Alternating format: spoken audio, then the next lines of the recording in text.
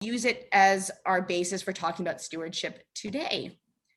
And so to get us started on this topic of stewardship, I have a question for everyone.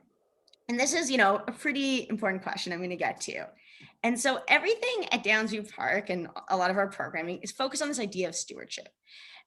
It's at the heart of everything we're going to talk about today. And I really want to start with thinking about what does stewardship look like? So, what is stewardship? What does it look like to you? And so I was with a group recently doing an online presentation, and they did something called waterfall. Maybe everyone has heard of this, maybe people have not, but I loved it. So it's the idea that in a minute, what we're gonna do is I'm gonna ask you that question again. And I want you to take like 5 seconds or 10 seconds, just think about what stewardship is and what does it look like to you. I will then say waterfall. When I say waterfall, I would love it if you put it in the chat. And that way, when we're asking a question, we're not, putting someone on the spot or someone, needing some extra time feels like when they respond, it's later. So I want everyone to think about this idea. What is stewardship and what does it look like to you? You have like 10 seconds and then I will call it waterfall and then you'll all put it into the chat, hopefully. So what is stewardship? It's this really important topic. We hear that word a lot, but what does it actually mean to us? Or what does it look like to be a steward or good stewardship? Waterfall.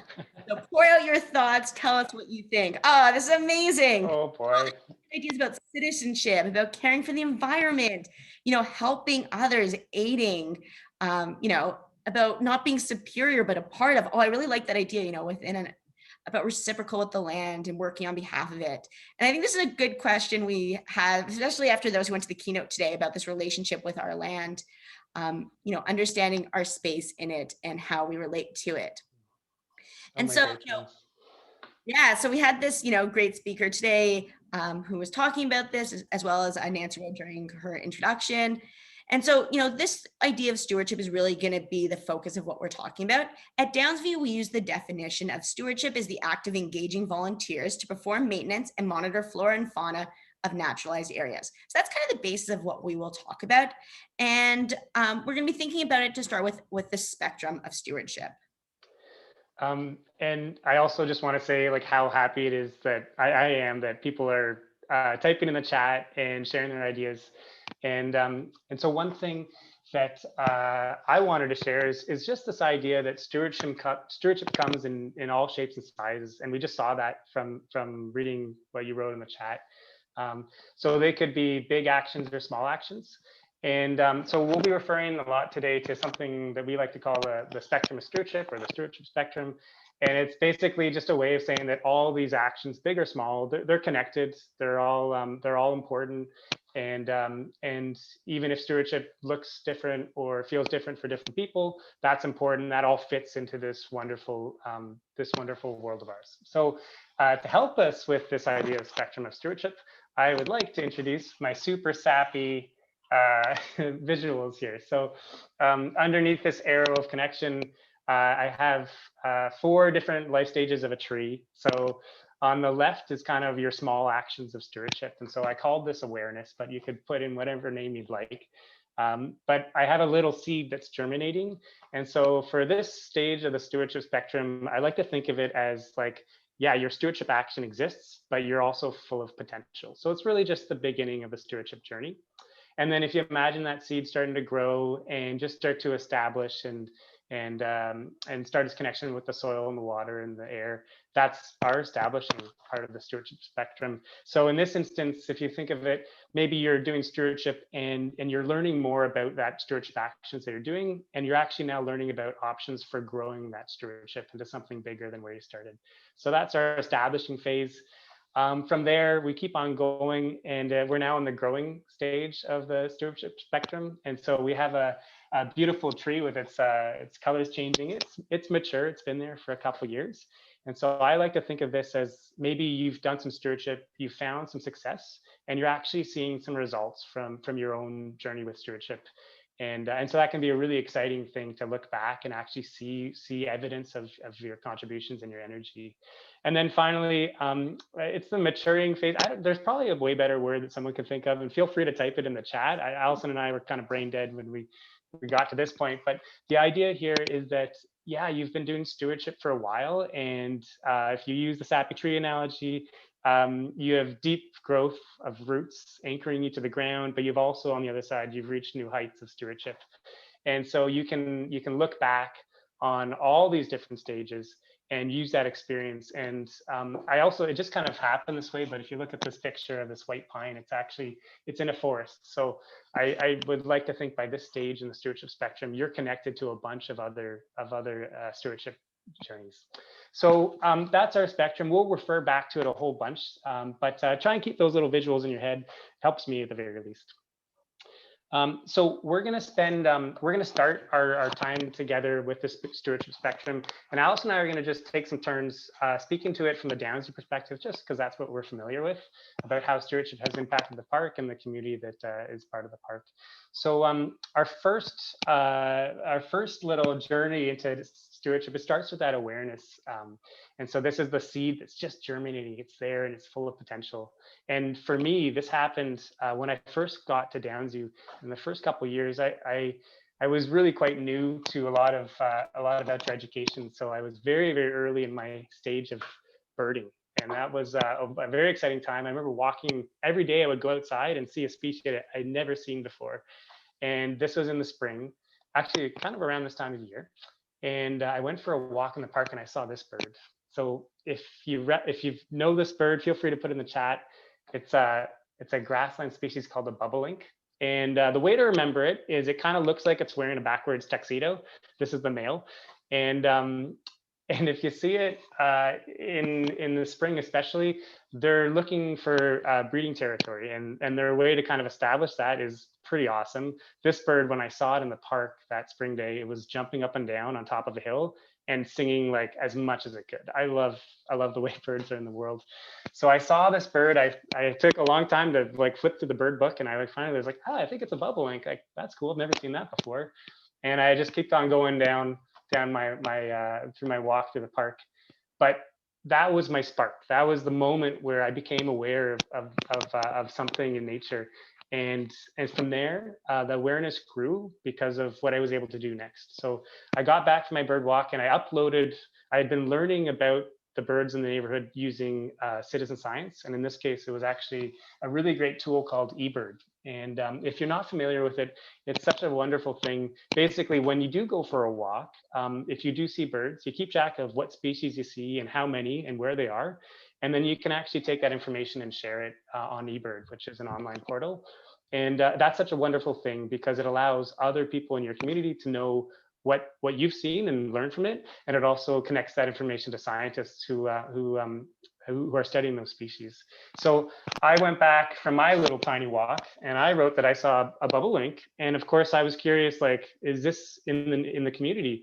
And so what I did is I pulled up this map. So this is actually a screenshot of what it looked like at the time. And this is a map that's showing you Toronto, and it's actually showing you every single time where someone has seen a bobolink in Toronto. And so all those little orange and blue dots, that's what it's showing you. But the important thing when you're reading this map is the orange dots are recent sightings, so within the last 30 years, and the blue dots are historical. So right away, I pull up this map and it's like, okay, there's not as many bobolinks as robins, right? If this was a picture of robins in Toronto, the whole map would be dots. So right away, I'm like, oh, this is pretty cool. I saw like an unusual bird in Toronto. I started looking through those historical blue dots, and I realized that this bird is not like, a lot of those dots are like super old. I put the chart there, but like Sunnybrook Park, last time they saw it was 1936, Cedarvale Park, 1948.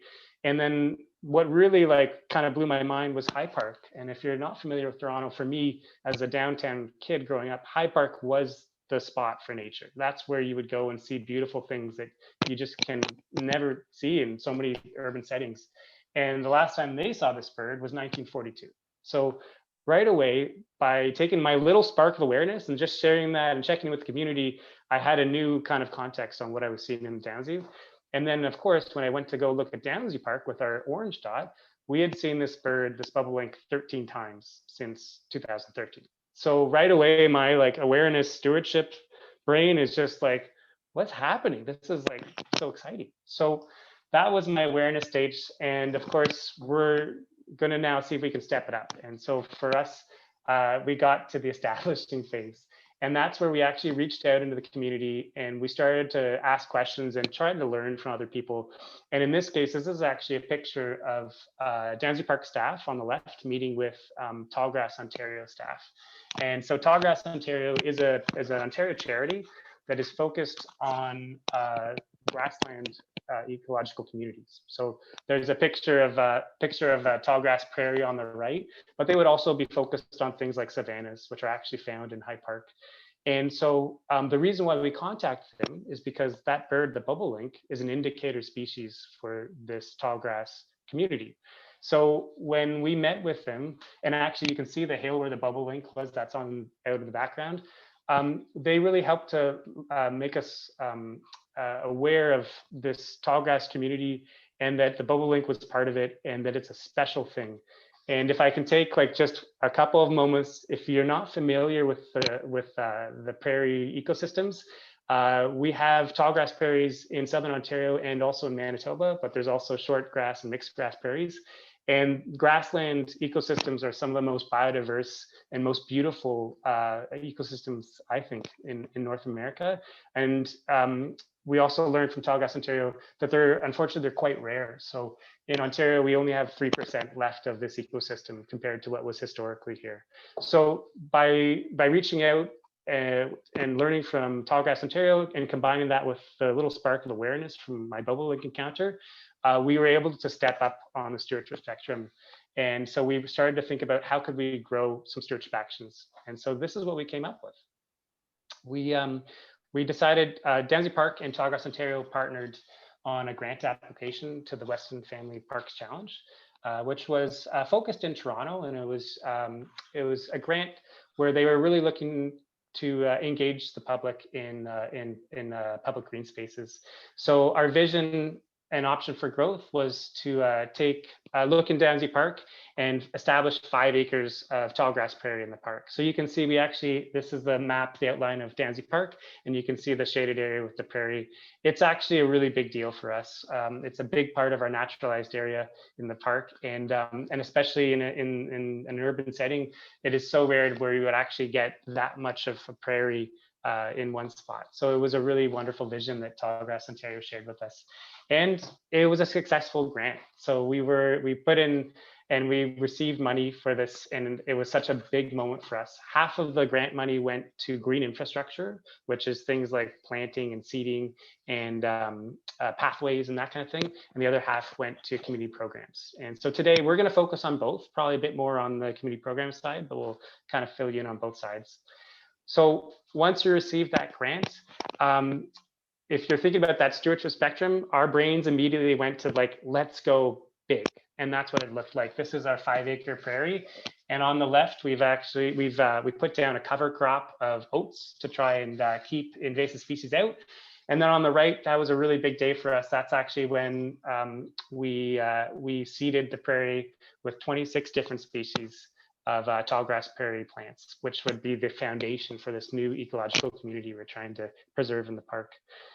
So that's us going big. And again, we're aiming for that mature side of the spectrum. But again, this is a spectrum of stewardship. So we also, at the same time, we went small. And so this is as small as we went. And so this is actually just in front of our Discovery Center.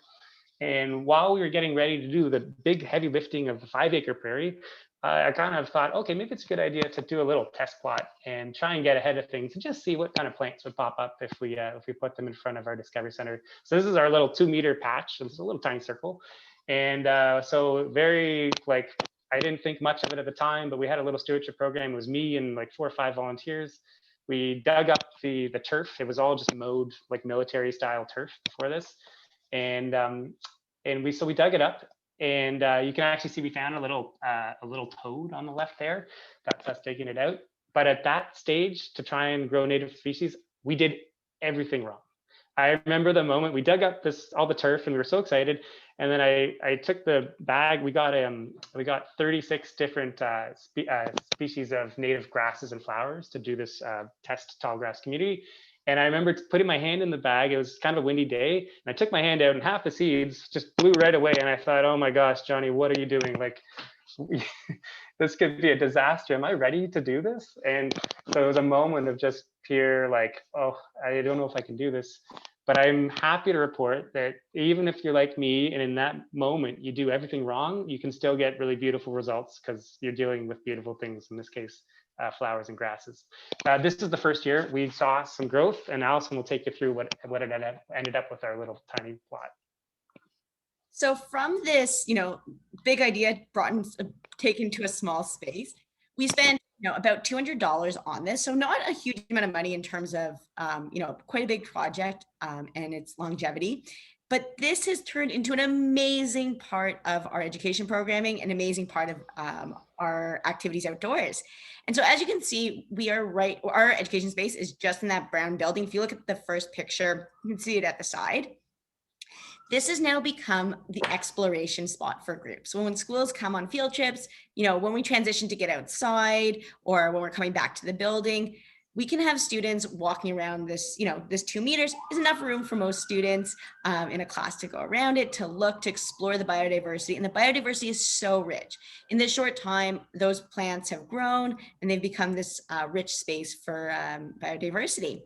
And, we can often do activities such as, how many different living things can you find? What variety of species? What are the relationships between, the different insects and plants, depending on what they are. And it really changes throughout the season. We have, in the summer, in the fall and summer, there's these beautiful blooms. But, in the winter, looking at, is any insects overwintering underneath the plant material? Who's using this the rest of the year? We find things like toads in there, varieties of spiders, all different insects along the way as well.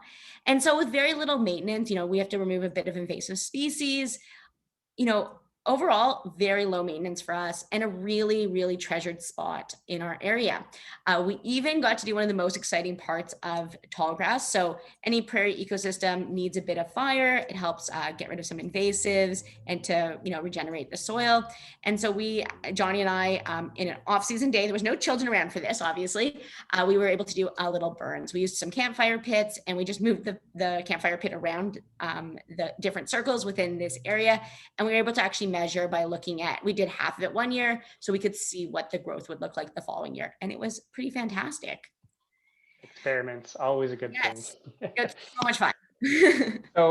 So you can see, we started the main big prairie going big, but we're starting small. And then once you see a little bit of success with that, then you're like, okay, well, like this is fantastic. How can we keep this going? And so now we're into the growing stage of looking back and seeing what we can grow. And luckily for us, we're literally talking about plants here. So we're going to talk about growing plants. So the wonderful thing about native plants is that they're a lot of times when you bring them back to the landscape, you're bringing them back to spots where they thrive and they know exactly what they're doing, and they can just take over, and they make beautiful flowers that turn into like tons of great seeds. So we would collect these seeds. And from that first year that we planted them, we've been able to now to every year collect seeds from this little tiny 2-meter patch. And we're very lucky at the park. We actually have a greenhouse that's right next to this little prairie patch. So some of those seeds we use to grow into plugs in the greenhouse. And then those prairie plugs every year would grow, about like 1,000 of them or so. And we'd use that to populate our programs and to actually spread this prairie community through the park, right? It's continuous. It's not just a one year seeding and you're done. We need to keep it going. So that's with the greenhouse. On the left there, this is actually the first time that swamp milkweed was planted in Downsview Park. We had it in that test plot. And then again, we're trying to spread this. So we took the swamp milkweed seeds directly out into the land, and it was actually planted by a group of kindergarten kids. It took about 6 minutes, and their fingers are like really good at getting to like little tiny spots that you wouldn't even think of planting a seed, but they'll go there. And this was the beautiful result. Like, this is blooming swamp milkweed. And it's hard to see, but if you were to look really closely, you'd actually see 3 monarch caterpillars on this plant. So again, it's like, take that success, spread it, and watch it grow. The middle picture, I just wanted to share it because it's actually from 2020.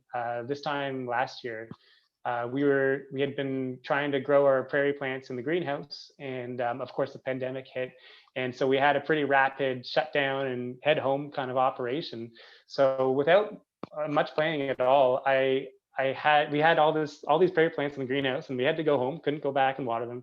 So this is actually a picture from my kitchen, where I was trying to keep these little tiny plants alive with almost zero planning. Eventually, I built like a little tiny cold frame in the backyard with some old windows and whatnot.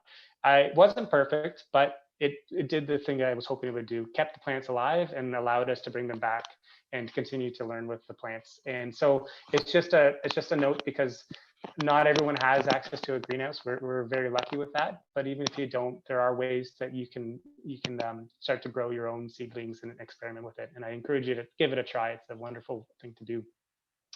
So I'll pass it over to Allison. So, thinking about this prairie and the tall grass and our little plot that we have, our goal is really to engage people with it. So, how can we make this a spot for learning and a spot for exploration for both the community and school groups? So we have thousands of kids coming through our space in a year. And so we've looked at ways of turning this idea of stewardship and connecting it with all these kids who are coming through.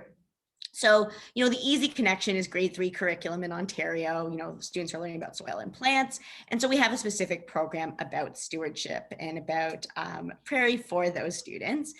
But, we have students, from junior kindergarten all the way through high school. So we've been looking at different ways of engaging various age groups. And so some of the ways you can see in this image, so we have planting. We had students come and actually help us plant. So we've had school groups who've come grade 3 on up, doing planting in our prairie, like the group on the left on the screen.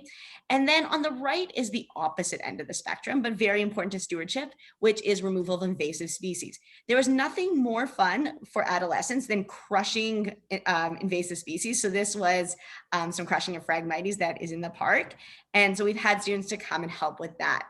And really this relationship between invasives and stewardship is so key, right? We have all these students that are coming through. How can we utilize them and give them a real meaningful experience? If we just talk to them about invasive species and say, this is garlic mustard, this is Phragmites, it's a good learning experience. They get to see, something in real life, but to actually be involved in the impact is a whole other experience. And so for these students to say, I helped to create that, I helped to plant the prairie, or to say, I helped to crush the invasive species that now promotes better biodiversity. That is a really important moment for those students. And like the joy you see on them when they get these hands-on experiences is so fantastic.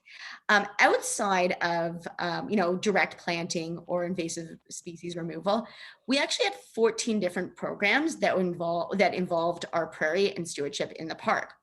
So we had a whole spectrum. And so you might be looking at that middle picture. So this is a student doing a nature art program and thinking, how does that connect? Well, we found that an important part of any program is making sure that students are aware of their impact on the grounds that they're on the land that they are stewards of. And so when we do any sort of nature art or anything where they might be picking or pulling or using materials found in nature, we always want to do a thank you to the environment afterwards. So what we'll do with our students, from kindergarten on up, is they'll do a planting. So they might have seeds. We might have just collected some seeds from nearby milkweed, and we'll do a scattering. It's our way of thanking the earth for letting us, use the resources during our program, and making sure that they understand that, if we remove something, we need to put something back into nature as well. And so that's really part of the stewardship we try to do throughout our programs.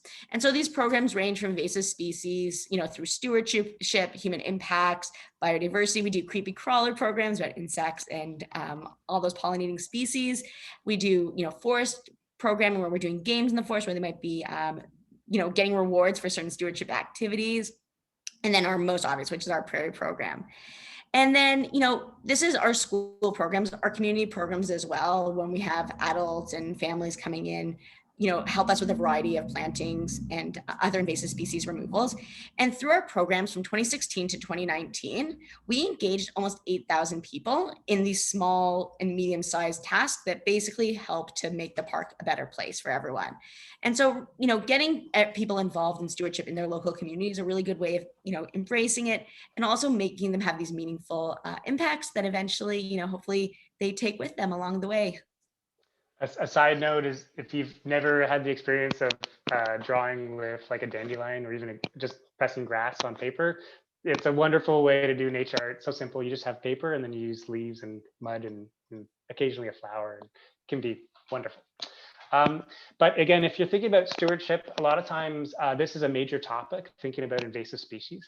So a couple of quick thoughts from our perspective on this. Number one is, yes, it's so important to think about invasive species, but do make sure that you also focus on why you remove invasive species, which is to establish that beautiful functional ecosystem and have that healthy, balanced relationship. So yes, invasive species is important, but make sure you complete the whole circle. We're removing invasive species and we're establishing this beautiful, beautiful ecosystem.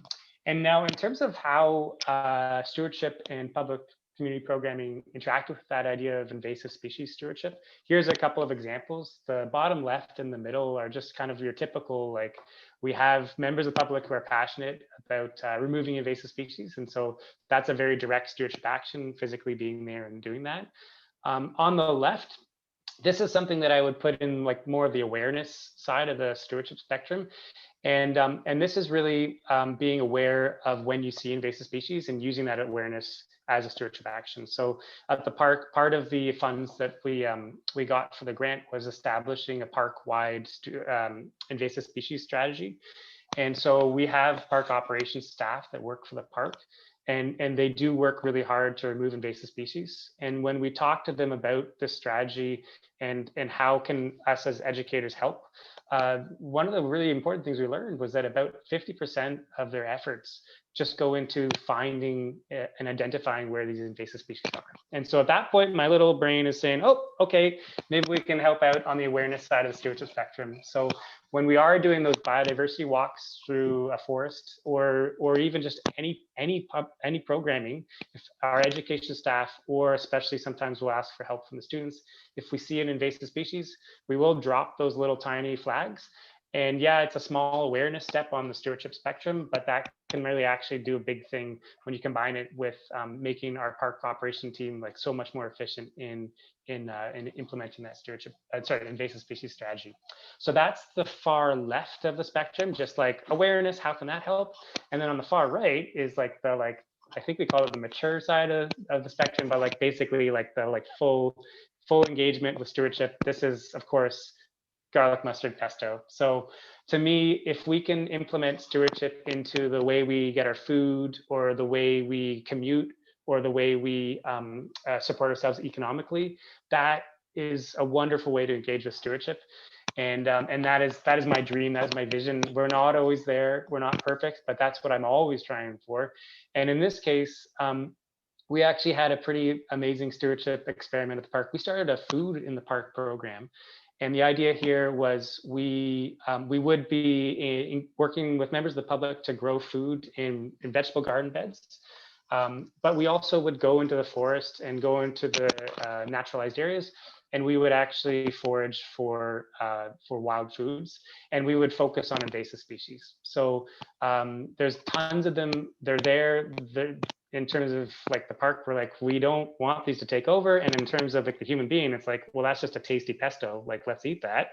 And so again, that's our attempt at getting to that fully engaged on the far right of the stewardship spectrum. And it was a delicious, fun experiment. Has anyone ever had any invasive species? Does anyone have any local Ontario invasive species? Put in the chat if you know any delicious invasive species.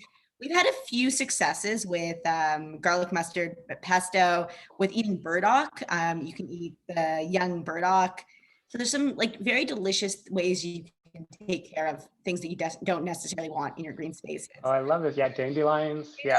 Like, a little bit controversial, right? Is it, is it a weed? Is it something we like? But yeah, definitely dandelion leaves, dandelion flowers, so delicious. Apparently you can eat Phragmites seed, and I love it when you're reading like the foraging guidebook and they're like, it doesn't taste particularly good, and in your brain you're like, okay, that definitely doesn't barely taste like food. So if you're really hungry, you can like make a Phragmite like porridge kind of thing. I haven't tried it yet, so maybe that's next year. Yeah, mushrooms, right? Invasive mushrooms, what an idea, right? So now that I know we were talking about stewardship and the spectrum of stewardship, this is a way of kind of expanding the idea and trying to get out of the park and still have those stewardship moments. So on the left, this is me, a super excited Johnny, measuring a tall sunflower at our 2-meter test plot. And I'm excited, I'm measuring a flower above my head, so great. And on the right is an idea that we actually stole from an organization called One Tomato. And this organization, One Tomato, their whole, they were focused on food security. And I remember going and hearing their workshop, and I thought it was so brilliant. Instead of trying to have a discussion with a school or politicians or even a community or neighbors about a whole garden and getting overwhelmed with the process of planning that and figuring out how to divide the food, they simplified the discussion to be like one tomato. Like, we're going to try and grow one tomato. We're going to have one plant and grow one tomato.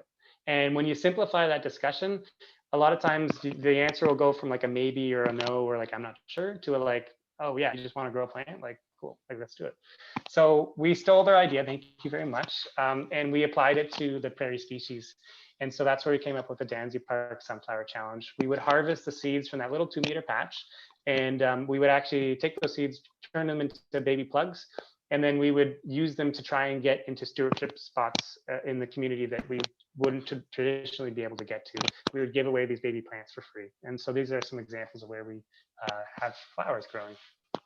So we've had quite a bit of success with the community being very excited about the Sunflower Challenge.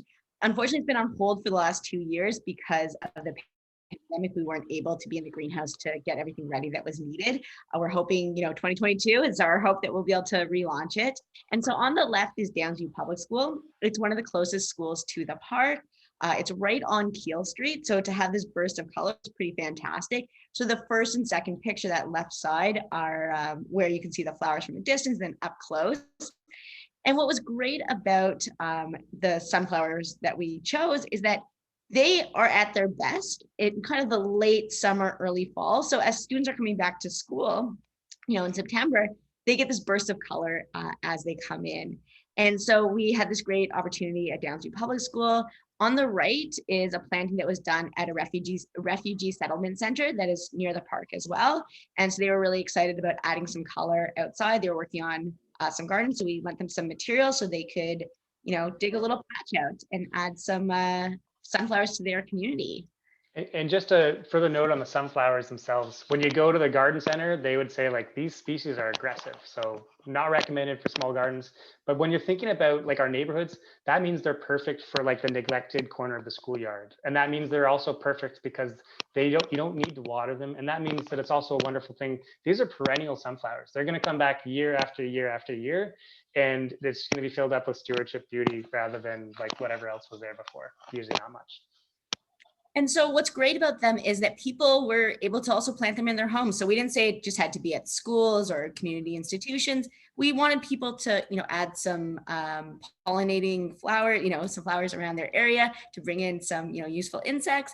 And so people planted them at home. And so we have some pictures of some kids, hard at work, making those plants, ready to go for their neighborhoods.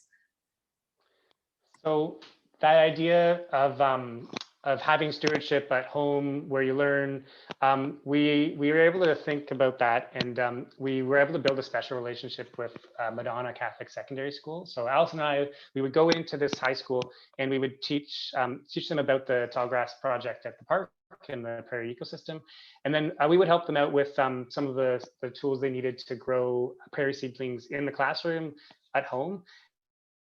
And then as they had built that relationship with those seedlings and gave them everything they needed to grow, we would then invite them back to the park. And you can see that kind of middle lower picture where they would actually plant their Madonna prairie in a specific part of the park. So with stewardship, you do have an opportunity to build these really intensive and really wonderful relationships. And so, it brings up this question, and that, it's kind of at the heart of what we're doing is, why is stewardship so important? So, I want you to take a minute again to think about, why is stewardship important to you, to your community, to the world? And I'm going to give you about 10 seconds and then I will call it waterfall. And I want to see all your great ideas of why stewardship is important to you. We've done the how, we've done the what, and now it's like the why, right? Yeah, absolutely. So waterfall. why is stewardship important? Yeah, so hands-on, greater connections, helps us become better people, help relationship with our land for the future, building block for all relatives on this planet, generations after us. And I think that like linked to, thinking about the future and thinking about, how what we do is going to impact those, is a really important part of stewardship that, we, as, for myself and Johnny as settlers on this land, we have an extra, relationship or an extra important relationship to be stewards of this land and have a positive impact on what we are doing. And, we want to make sure we're taking care of it and we're not, causing any negative impact, and also, Birdie said, that personal impact makes things more meaningful. And so that's one of the things that we're really trying to do with all the programs we work with is how do we take that experience and make it more meaningful for those involved? So I actually have another word to contribute to our chat, our waterfall, and that is greed. So hear me out. It's a little strange, but this is my argument for why I think greed should be like one of the words for why stewardship is important. So when you look up the definition, it says the intense and selfish desire for something, especially wealth, power, food. So I'm looking at this idea of greed and I'm thinking about stewardship. And I'm thinking that, yeah, maybe if we're talking about wealth, maybe we're talking about a wealth of beauty and diversity.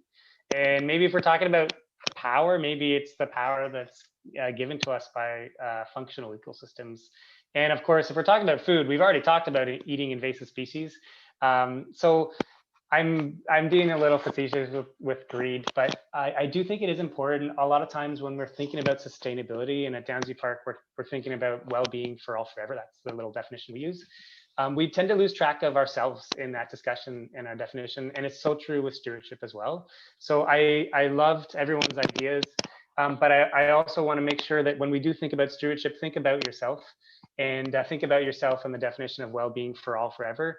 We need to meet our own needs, and for me, being engaged with stewardship is a way of meeting my needs, and that is so important. So for why do we do stewardship, a perfectly valid reason is because it makes me feel great and it makes me feel connected, and that is so important to me. And so put your little greed note in there. Agreed for like beauty and functional ecosystems. Not a bad version of greed, right? And so connecting to this idea of well-being is something we do a lot in the park is we talk about well-being for all forever with our students. So any student who comes on a field trip with us, we give them that definition to kind of start their learning with us. And, we want to think about well-being in the outdoors. So one of the things I'm really passionate about is about getting people outside, getting people experiences in nature. Living in Toronto, Diane and I are both like Toronto-based people. We often don't think of all these connections and how they help us and how Toronto actually is, for those who are from there, one of the most amazing cities in terms of ravines and green spaces. And getting outside has a huge health benefit to us. So I'm sure most people in here, it's like speaking to the people that already know it, but that, when we're outside, we are healthier. There's, tons of studies on this. Basically the like magical idea is that if you spend at least 2 hours a week in nature, people have significantly better health and overall well-being. And that's like a minimum of 20 minutes, anything more than that is great, but you need that 20 minutes to like get your body ready and be really prepared emotionally and in the space. And, the results are outstanding. There's been tons of peer-reviewed scientific journals about this. There was a British study that looked at, over 20,000 people in Britain, and they found that, the people who got outside overall had better health. They, their well-being was, significantly higher than those who spent time indoors. And what I thought was really interesting about this was that, the people that spend like 6 hours a week outdoors, 10 hours a week, or, significant amounts, they don't necessarily have that much more of a benefit than those who spend 2 hours a week. So, you might think, oh, I only have 20 minutes here, 30 minutes here, but those little times have a huge impact. And this is everything from our health, our heart health, to depression, anxiety, to stress reduction, lung health. Especially now that we're in this time, across our country, people are being asked to stay at home. We're allowed to go outdoors for exercise and, for those kind of things, but mostly people are being told to be at home. That time outdoors is so much more meaningful. all our studies have been showing that the more time we are outside, the happier we are. So, I'm encouraging people to get outdoors and really think about that connection with stewardship, and that, these beautiful, biodiversity rich spaces are going to be better for us. And, they're better for our environment as well. And so, I'm hoping that this, outpouring of love for the outdoors in the time of COVID will really, continue on past that. And people really see the value more in having naturalized spaces and green spaces and a positive relationship with them moving forward, because it's better for all of our health. And so, we know that nature isn't a cure-all. It's not gonna, magically fix everything or anything wrong with you, but it does help. And, out in BC, they started the Park RX program, which is basically, encouraging doctors to prescribe nature to people. And so, there's some really great combinations or connections between our mental and physical health and the outdoors. And all of that connects to this idea of stewardship that we've been talking about today. And this idea of having, great green spaces that are accessible and are open and are, welcoming to communities. So hopefully now that we've had a moment to focus on the greed of stewardship, and then of course what Allison's talking about how it plays an important role in keeping us happy and healthy. If we zoom out from the individual, again, I think when we're thinking about stewardship, at the heart of the stewardship discussion is that it's a connection between living things and the natural world, right? So I'm totally aware that is the main part of this discussion. So that connection. And so I just want to think a bit about my own history and my own connections and what I've been learning about. And so to me, I read the words of Rodney Bobby Wash, who was an Anishinaabe activist and scholar. And he wrote that Toronto's natural systems existing in a pristine and undisturbed state is an illusion. So he went on to say that there's much evidence that when European explorers first penetrated the interior of North America, they found broad park-like forest areas. This led to the mistaken belief that North American forests were proto-forests or primordial forests. In fact, that park-like forest expanses were carefully managed and cultivated storehouses for Native peoples. So I can really relate to that because I look back on my own history as growing up as a downtown Toronto kid, and I do realize I really did grow up in an illusion. So this is how I visualize it. If I'm that little character on top of the CN Tower, and my view of my connection with the natural world was that I was completely detached with it, and I felt like to get to nature, I had to get out of the city. And so if you're looking at the picture of the CN Tower, the nature is that little like whip of green in the distance there. And for me growing up, it felt like the only times I was really connected with nature was when I went out and went camping or got lucky enough to get out on a hike or something. And that's when I felt immersed, like those boys in the corner picture there. And I now have realized, just like Rodney saying, that's a complete illusion. And even listening today, when we were listening to Nancy open the conference, or Larissa speak, they are talking about this connection with nature and how we cannot remove humans from nature, and that we are there and we're connected no matter what we do. So I just thought it was so beautiful the way they were talking about that relationship. And I really appreciate hearing them speak to that, because it's again, I'm learning it more and it's so great. So yeah, there's me on top of CN Tower, and then there's nature. And a little CN Tower update for you. We are connected with CLC and the CN Tower. So Allison and I have both been on the Edgewalk. And when I went on the Edgewalk, I actually did see a peregrine falcon. So not only is it like, yeah, theoretically wrong what I was thinking, but like my analogy is completely wrong. There are peregrine falcons up there. So little side note. But it is a really important and a thing to think about stewardship and reconciliation. So I'd like us to take a moment and think about reconciliation, and if there's a way that stewardship can be part of this journey. So starting off with Principle 8 of the Truth and Reconciliation Commission, supporting Aboriginal people's cultural revitalization and integrating Indigenous knowledge systems, oral histories, laws, protocols, and connections to the land into the reconciliation process is essential, right? So to me, I'm reading that, and I am seeing that stewardship is there, the connection to the land. And then if you go further and read in the commission, I have some more words from the commission itself. So these are actually from Elder Crowshoe, who said that reconciliation requires talking, but our conversations must be broader than Canada's conventional approaches. Reconciliation between Aboriginal and non-Aboriginal Canadians from an Aboriginal perspective also requires reconciliation with the natural world. If human beings resolve problems between themselves but continue to destroy the natural world, then reconciliation remains incomplete. This is the perspective that we as commissioners have repeatedly heard, that reconciliation will never occur unless we are also reconciled with the earth. So again, listening to Nancy and Larissa talk, like that I'm hearing that and I appreciate it so much. And so for me, I view stewardship as one way that I can learn about reconciliation, and that's just me. And everyone has their own pathway, but I encourage you to take that moment and see how stewardship fits into that. So with that in mind, we do have one last thing we're asking your help for. So I'll pass it over to Allison. Okay, so we're getting right near the end. We're going to do this last activity, and then we are going to have some time for question and answers. We have a few minutes. And so our last waterfall activity is a stewardship shout out. So we've talked a lot about stewardship. Hopefully, this has given you some great ideas and has really gotten you thinking a bit further about the idea of stewardship. And we want your examples of your stewardship hotspots. So what are examples of people doing a really great job? What are some, organizations or people in your community or places in your community where you're seeing stewardship, being a fantastic addition, or activities maybe you've done with your students for stewardship? We would love to have it in the chat. So I'll give you about 10 seconds to think about them, all your best ideas percolating. Whenever I give people time to think, all I can hear in my head is the Jeopardy theme song. I will spare you and not sing you the Jeopardy theme song, but I think about that a lot when I ask questions on Zoom. Okay, and waterfall. Oh, Humber Bay Short Cleanup, yay. Oh yeah, these are great. Riverwood Conservancy, so much stewardship happening in that part of Toronto. Yeah. Yeah, invasive species removal.